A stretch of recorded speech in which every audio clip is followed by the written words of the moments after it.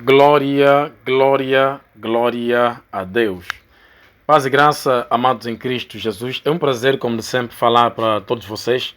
Para mim, estar aqui em frente e transmitir a mensagem da parte de Deus é um privilégio e também um trabalho, porque sabemos que no final seremos bem recompensados diante do nosso Deus que promete e que não mente. Louvado seja Deus. Hoje trago para vocês um tema poderoso da parte de Deus. Vamos falar hoje sobre a glória de Deus. Amados, nós lemos três textos: Isaías 42, 8, Isaías 14, 13 até 15 e também Ageu, capítulos 2, versículos 9. Se nós observarmos atentamente nestes três textos, vamos encontrar uma palavra em comum que encontramos em todos eles, que é a palavra glória, glória de Deus. Amados, quando falamos da glória de Deus, o que é que estamos a falar? Ou o que é que nós podemos buscar como definição sobre a glória de Deus? Eu quero aqui rapidamente apresentar diante dos amados uma plena definição que vai aproximar-se da glória de Deus. É claro que nós não podemos aqui dar uma definição exata, que a glória é isso e pronto. Porque as coisas de Deus, normalmente, elas se apresentam em várias vertentes, porque Deus é tão grande e nós também não conseguimos definir Deus em uma só palavra. Se eu dizer que Deus é Espírito, é pouco. Se dizer que a verdade, é pouco. Se dizer que Deus é Santo, ainda é pouco. Quer dizer, são várias definições que vamos buscar para definir um único ser que é tão grande, tão pleno, tão majestuoso, Um Deus 3 vezes santo. Glória a Deus. Então, amados, o que é que vai ser a glória de Deus? Glória de Deus é nada mais, nada menos do que a plenitude da grandeza do nosso Deus majestuoso, manifestada diante de Deus primeiro, segundo, diante dos anjos, terceiro, diante dos homens, quarto, diante de toda a criação.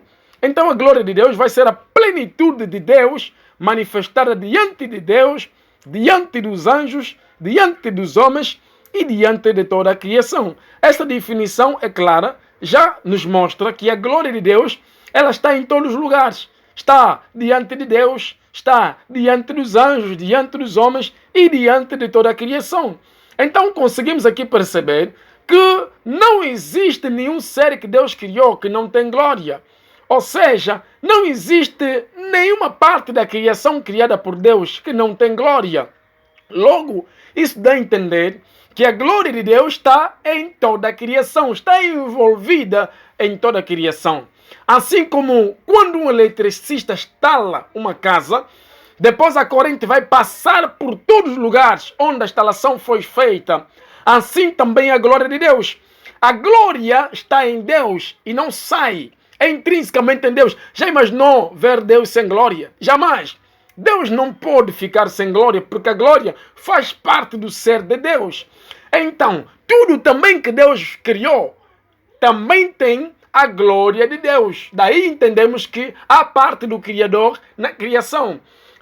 Uma das vezes, quando eu pregava sobre o mistério da criação, eu havia dito que a criação, ela tem traços do Criador. Ou seja, na medida que o Criador foi criando a sua bela e poderosa criação, também foi deixando os seus traços na criação. Amados, nunca viram quando vocês observam um desenho feito por um artista que vocês conhecem? Vocês conseguem ver, esse desenho aqui quem fez é aquele artista. Por quê? Porque tem traços daquele artista. Então é isso que acontece. Normalmente, nós compreendemos na plenitude que a glória de Deus, ela não deve ser dada, ou seja, não pode ser dada a alguém. Deus não pode pegar toda a sua glória e dar para alguém. Já estamos agora em Isaías 42, 8, onde Deus está dizendo que minha glória e a minha glória não dou a ninguém. Mas só que nós temos que buscar o entendimento certo desse texto. Esse texto de Isaías 42, versículo 8, está a falar da glória de Deus ser dada às imagens da escultura, Ser dada a pessoas que se fazem de deuses. Mas, bem sabemos que nós, como a criação, também temos a parte da glória de Deus. Porque é aquela glória que Deus nos deu, que depois nós retribuímos para Ele. Porque em Salmos de Números 29, no seu verso 9, vai dizer que no templo todo mundo diz glória. Então no templo, em casa, em todo lugar, quem tem o Espírito de Deus deve dizer glória, deve dar glória a Deus. Daí o entendimento se torna tão claro porque que Paulo vai falar em 1 de Coríntios, capítulo 10, versículo 31, que quer comais, quer bebais, quer fazer outra qualquer coisa, fazem tudo para a glória de Deus. A nossa vida deve glorificar a Deus. Amados, já imaginou um casal que está casado há muito tempo, mas não geram filhos? É um casal sem glória, porque os filhos representam a glória dos pais, a glória do casamento.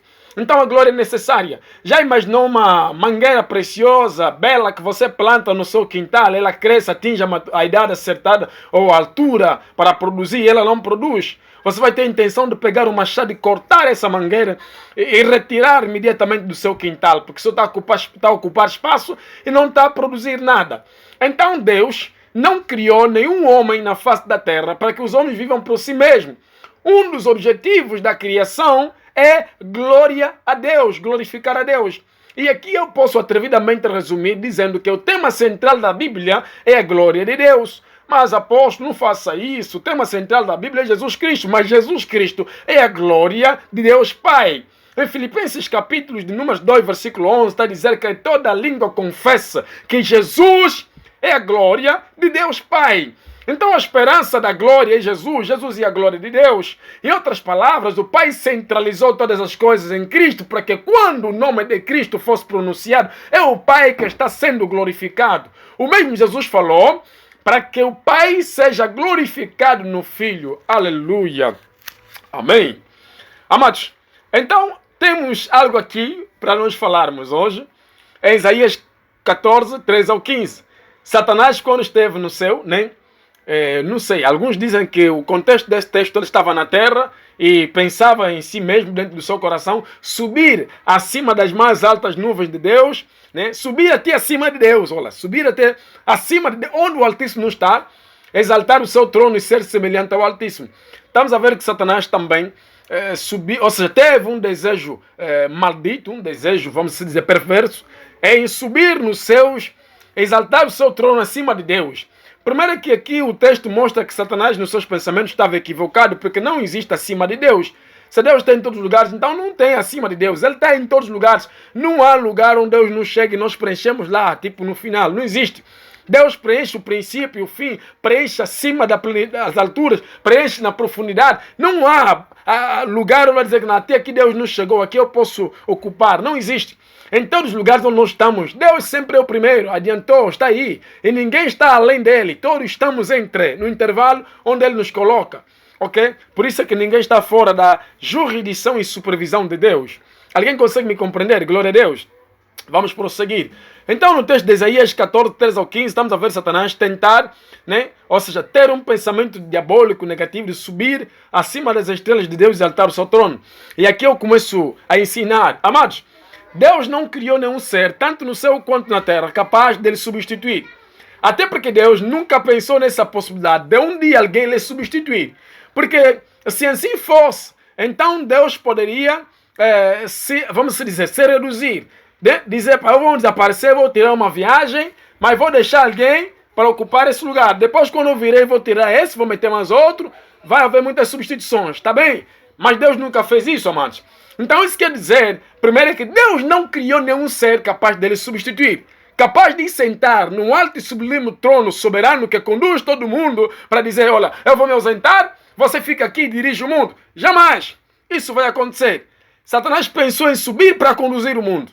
É o desejo que subiu no seu coração, ser poderoso, tal como eu, o seu Deus. Isso jamais.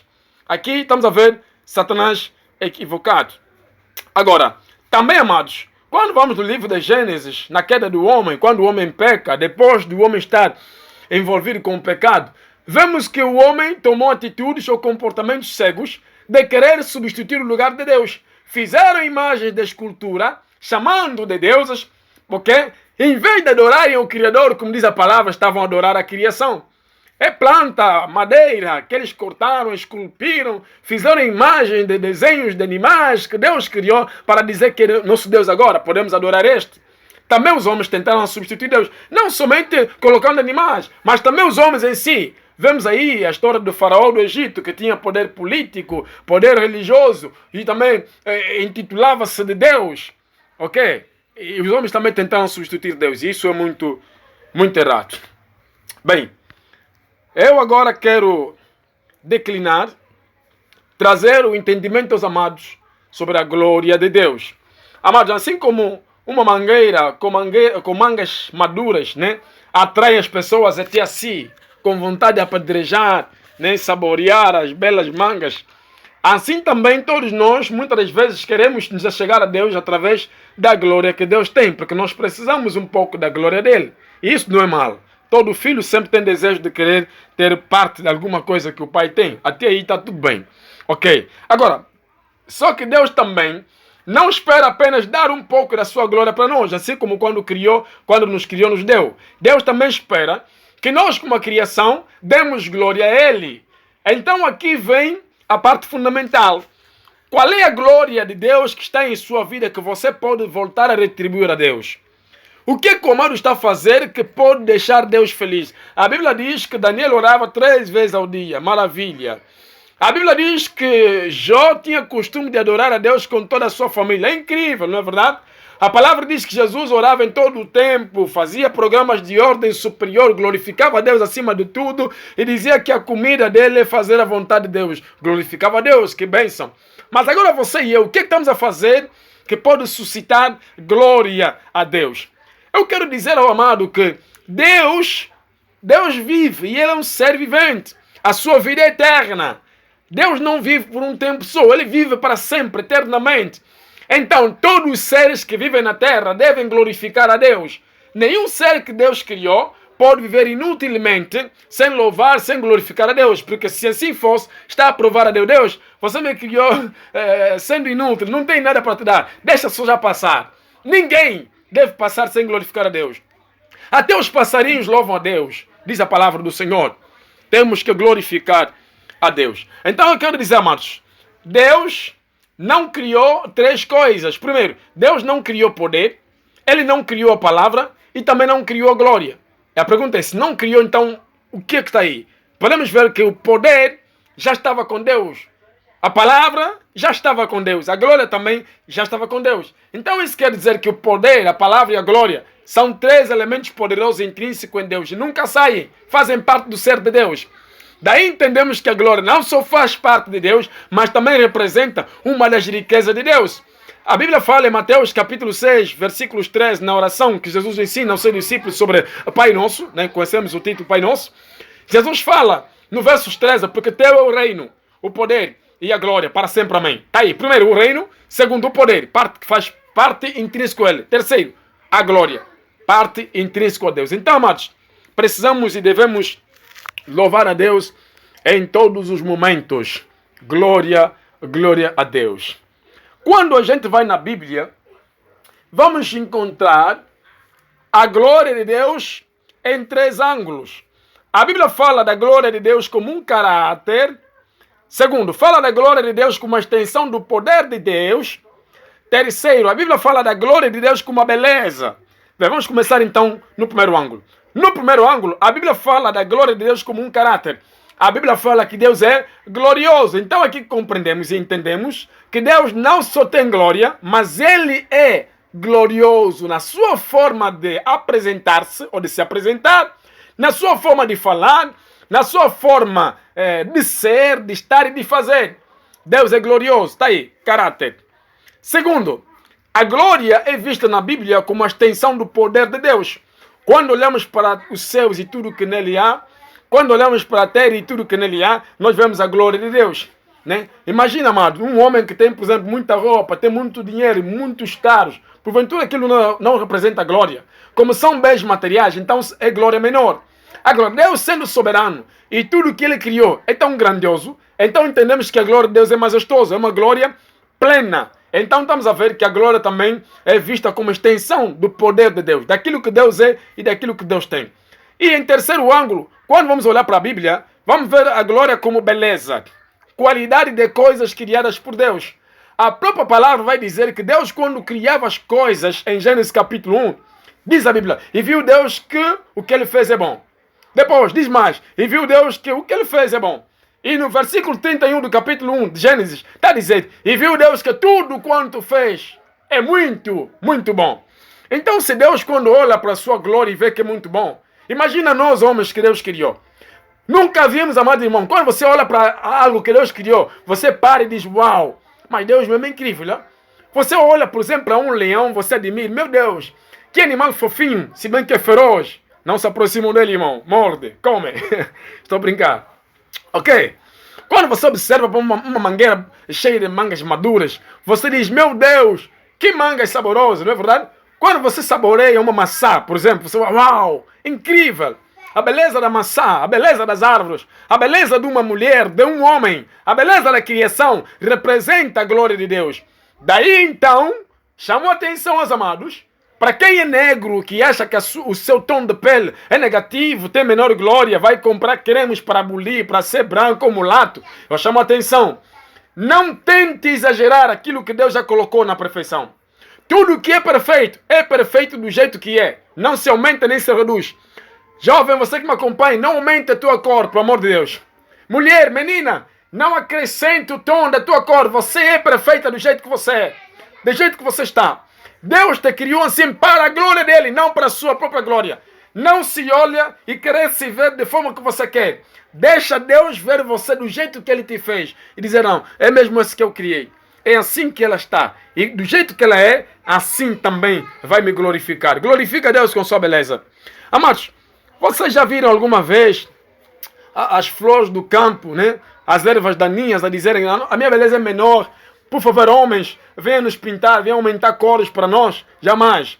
Se a própria natureza sabe se conservar, sabe manifestar aquilo que ela tem, que Deus recebeu tão belo, quanto mais nós homens. Porventura, por causa do nosso pensamento racional, estamos a querer ser tão inteligentes a ponto de querer menosprezar aquilo que Deus criou. Então a glória representa a beleza. Não tente acrescentar a beleza naquilo que Deus já estabeleceu. Glória a Deus. Amém. Ei. Amados, gostaria de dizer para todos que me acompanham a partir desse momento que a glória de Deus é algo muito poderoso. É muito poderoso. A Bíblia diz que quando Deus, na antiga aliança, descia na sua glória, né, vinha na sua coluna de Shekinah, nós conhecemos diretamente no lugar santo dos santos, o sumo sacerdote não conseguia manter-se diante da glória, porque a glória é tão poderosa que até a população ou o povo que estava fora do tabernáculo prostravam, se curvavam e glorificavam Deus e diziam, Deus é bom, Deus é grandioso, bendito seja o Senhor Jeová, o Deus dos exércitos, o eu sou que apareceu a Abraão, a Isaac e Jacó, o Deus que está a conduzir o nosso líder Moisés. Por quê? Porque a glória é maior. E ainda a Bíblia vai falar no livro de 2 de Crônicas, capítulo 7, versículo 1, de que o fogo e a glória são sinais da aprovação de Deus. Então, se nós queremos ver e saber que Deus nos aprova por alguma coisa, nós temos que olhar para a glória de Deus. Se você ainda tem glória de Deus, se em ti a glória de Deus é visível, então é prova que Deus ainda te aprova. Você que é homem de Deus que me acompanha a partir desse momento, quero te dizer, olha, tenha ordem na sua vida, seja uma pessoa organizada, não ande em caminhos tortos para não perderes a glória de Deus. Quando o homem perde a glória de Deus, automaticamente sai da presença de Deus. A Bíblia fala no livro de Romanos capítulo 3, versículo 23, todos pecaram e destituídos estão da glória de Deus. Quando o homem peca, automaticamente esse homem sai da glória de Deus. E quando o homem sai da glória de Deus, aí entendemos que o pecado tem domínio sobre ele. E quando este está no pecado, por isso saiu da glória, automaticamente vai morrer. Mas se voltar na glória, se manter-se na glória, onde Cristo vem remir e santificar aqueles que lhe aceitaram, aqueles que querem estar na glória, estes sim terão o privilégio de viverem eternamente. Glória a Deus. Alguém está comigo aqui? Louvado a Deus. É isso, amada igreja. Vamos então prosseguir. A Bíblia fala de pelo menos 5 verdades sobre a glória de Deus. A primeira verdade que a Bíblia fala sobre a glória de Deus é que ninguém vive na glória em pecado, né? Quando alguém está dentro da glória e peca, automaticamente sai. A Bíblia fala que Satanás pecou nos céus, né? Ele pensou em seu coração ser maior ou semelhante a Deus, então automaticamente ele caiu. Em Lucas capítulo 10, versículo 18 até 19, Jesus falou que eu vi Satanás cair do céu como um raio. Ele caiu do céu para a terra e nunca mais subiu. Como ele queria subir, então caiu. Ok? E também entendemos que Adão e a sua esposa Eva estavam no jardim, lugar da perfeição, quando eles decidiram desobedecer a Deus, comendo o fruto que Deus proibiu, em Gênesis capítulo 2, versículo 17, a palavra diz que eles foram expulsos do Éden. A Bíblia diz que Deus os expulsou e disse: podem sair do Éden, vão-se embora, porque vocês já não merecem ficar aqui nesse lugar, pois estão em pecados. A segunda verdade que a Bíblia fala sobre a glória de Deus é que a glória de Deus ela está descrita em toda a criação. É como se fosse algo canalizado em tudo que Deus criou. Quando olhamos para as plantas, quando olhamos para a própria terra, olhamos para a beleza das mulheres, a beleza dos homens, a beleza do céu, do sol, da lua, das estrelas, de tudo quanto Deus criou, nós conseguimos contemplar a glória de Deus. Terceiro, a Bíblia fala que a glória é o sinal da aprovação de Deus. Em Crônicas, no seu Segunda de Crônicas, no seu capítulo 7, versículo 1, a Bíblia fala que quando Salomão ele dedicava o templo a Deus, a Bíblia diz que o fogo e a glória se manifestaram naquele lugar como sinal da aprovação de Deus. Em quarto lugar, a Bíblia fala da glória de Deus como o tema central da Bíblia Sagrada. Em Filipenses capítulo 2, versículo 1, a Bíblia fala que o tema principal da Bíblia, que é Jesus, Jesus também ele é a glória. Então logo a glória se torna o tema central da Bíblia Sagrada, porque a Bíblia fala em Apocalipse que no final de tudo, Deus será glorificado. Todo mundo dirá: bendito seja o Senhor Todo-Poderoso, a Ele seja dada a honra, a glória e o poder para sempre, eternamente. Amém. Porque Ele pertence o domínio, a soberania e o governo eterno. Glórias a Deus. Em quinto lugar, a Bíblia fala da glória de Deus. Aí vai falando que antigamente, quando os anjos vinham na terra para poder anunciar a palavra aos homens, como os homens ainda não tinham remissão por meio de Jesus, ainda estavam na antiga aliança, então os homens viam com a presença de Deus. E quando os anjos viam com aquele brilho da glória de Deus, os homens se prostravam, porque a glória brilha, a glória conservava os anjos e os anjos já não tinham presença própria. Quem olhava para os anjos via a presença de Deus. Logo, não havia mais diferença entre a presença dos anjos e a presença de Deus. Isso também acontece nos nossos dias. Quando alguém honra muito, busca Deus, está sempre constantemente na presença de Deus, essa pessoa já não tem presença própria. Quando a gente olha para ele, em vez de ver ele, nós vemos a presença de Deus. Glória a Deus. Por isso é que é bom permanecermos sempre na presença de Deus. Então, amados, nós percebemos que Moisés, quando subiu no Monte Sinai para falar com Deus, fazendo 40 dias e 40 noites, Moisés não teve fome, não emagreceu, ainda por cima voltou com o rosto transfigurado. Por quê? Porque a presença de Deus lhe conservou, lhe fez não sentir fome. Quem está na glória ou quem entrar na glória não vai sentir fome, não vai ficar magro, não vai ficar pálido, não vai ter sede, porque a glória de Deus supre as necessidades físicas que nós temos aqui na terra. A glória de Deus supre as necessidades biológicas que nós temos. Você não vai entrar na glória e dizer: Deus, eu quero casar, não tem uma mulher para mim. Jamais! A Bíblia diz que os anjos não casam, eles não se divertem, eles não fofocam, os anjos não ficam aí a trocar de roupa, não vão ao quarto de banho, não fazem gente, eles estão conservados na glória de Deus, nessa glória. Oh my God, que um dia nós também vamos entrar. Eu não sei se você um dia gostaria de entrar na glória, mas estou a falar da glória de Deus, algo incrível. Se é tão poderoso assim, eu quero ser o primeiro a entrar na glória, né? A palavra ainda fala em Romanos que salvação não é comida, não é bebida, mas é alegria no Espírito Santo. Glória a Deus. Glória a Deus. Amados, olha, nós lemos 3 textos: Isaías 42:8, Isaías 14:13-15 e também Ageu 2:9. Então temos que terminar no livro de Ageu. Temos que tocar aí. Não podemos concluir a mensagem sem tocar, né, amados? Senão vai ser uma injustiça. Então, vamos tocar no livro de Ageu, capítulo 2, versículo 9. Ok. E aqui eu quero ensinar para quem gosta de aprender e pode anotar. Ok? A glória de Deus é vista em 3 dimensões. Nós temos glória menor. Segundo, temos glória maior. Terceiro, nós temos plenitude da glória. A glória menor é a glória manifestada em um cristão. Quer dizer, todo cristão sozinho, ele tem glória menor. Mas o conjunto de todos os cristãos na terra, melhor dizer, a igreja de Cristo, ela tem glória maior. Agora, somente Jesus tem a plenitude da glória. A plenitude da glória só Deus tem. Glória maior, vários os cristãos, ou toda a igreja de Cristo, ou a igreja de Cristo está melhor, tem a glória maior. Agora, um cristão sozinho tem glória menor. A Bíblia fala que Salomão edificou um templo para Deus, o templo que nós conhecemos, que é denominado, segundo a Bíblia, de Templo de Salomão. O Templo de Salomão era um templo que tinha glória menor. Olha só, era um templo que Salomão edificou sozinho com suas riquezas. O templo era muito grande, era muito luxuoso, mas a Bíblia diz que tinha glória menor. Por quê? Porque era o templo edificado por uma pessoa só. Não importa as riquezas, mas como era uma pessoa só que fez, então o mérito é de Salomão. Por isso é denominado Templo do Rei Salomão, porque foi ele que edificou. Então, como é ele sozinho que edificou, com suas riquezas, com seu poder, seu domínio, então o templo tinha a glória menor. Mas depois da destruição do templo de Salomão, a Bíblia diz que o povo de Israel ficou triste, pensavam que Deus os abandonou. Quando eles saem do cativeiro, Deus ordena pelo ministério de Ageu que tinham que profetizar para o segundo templo. Aliás, aqui no Ageu já profetiza quando o templo já estava edificado. Quando edificam o segundo templo, já não foi uma pessoa só que edificou, mas todo o povo edificou, contribuíram e juntaram as forças e edificaram o segundo templo.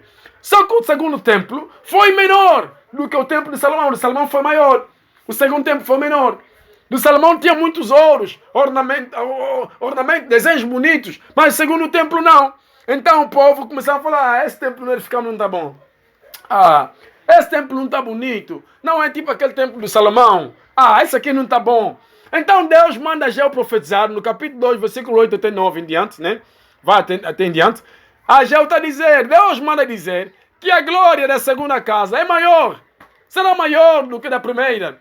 O que Deus está a dizer? Deus está a dizer, meu povo, o templo de Salomão tinha a glória de Salomão, porque foi ele sozinho que edificou. Essa aqui é vocês todos que edificaram. Não importa ser pequeno, se não é tão bonito. Eu, Deus, estou a dizer que a glória dessa segunda casa é maior do que aquela da primeira.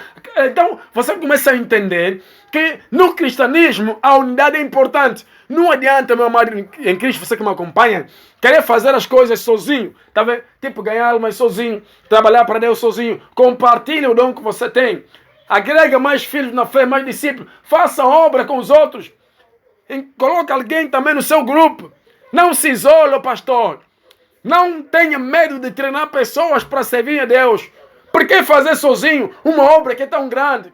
Se até Jesus, o Filho de Deus Todo-Poderoso, trabalhou com os 12 discípulos, tem pais na fé que não querem formar filhos, tem pais na fé que não querem revelar segredos da sua grandeza, de como Deus lhe chamou nos seus filhos, porque acham que são autônomos, são únicos, são eles, têm a graça de Deus, outros não podem ter mais. Por favor, a glória de Deus numa só pessoa é menor, mas quando é compartilhada por muita gente, a glória é maior. Deus está a dizer que a glória da segunda casa, casa edificada por muita gente, tem maior glória do que a casa de Salomão. Eu não sei se você me compreende, se você consegue me entender. Então, muitos pregadores usam essa parte para contextualizar o nosso tempo. De que o tempo da antiga aliança tinha menor glória e o tempo da nova aliança tem maior glória. Também não faz mal, podemos assim contextualizar, né? Olhando para as duas casas.